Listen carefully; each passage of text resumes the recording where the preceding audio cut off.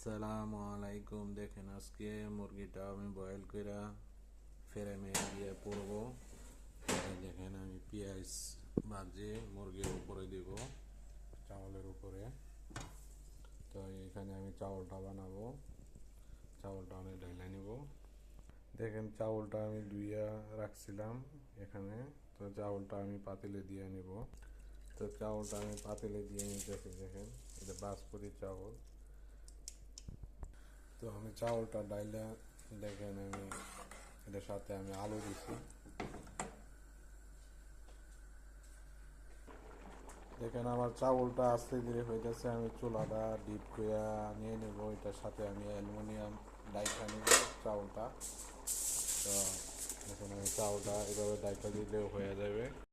দেখেন আমার খানাটা হয়ে গেছে। আমি চাউলটা প্লেটে ডাইলা নিচ্ছি। এখানে 3-4 জন বসে খাবে। তো চাউলটা আমি প্লেটে দিয়ে নিছি। এখানে আমি মুরগিটা উপরে দিয়ে নিব। তো পেঁয়াজ ভাজাটাও দিয়ে নিব। তো মুরগিটা আমার হয়ে গেছে ফ্রেমে দেওয়া।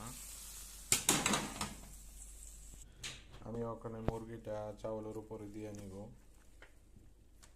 এভাবে দিয়ে নিব। তো আমার পেঁয়াজ ভাজাটা দেওয়া হয়ে গেছে উপরে। আমার খানাটা রেডি হয়ে গেছে। যদি ভিডিওটি দেখে আপনাদের ভালো লাগে তাহলে একটা লাইক কমেন্ট করবেন।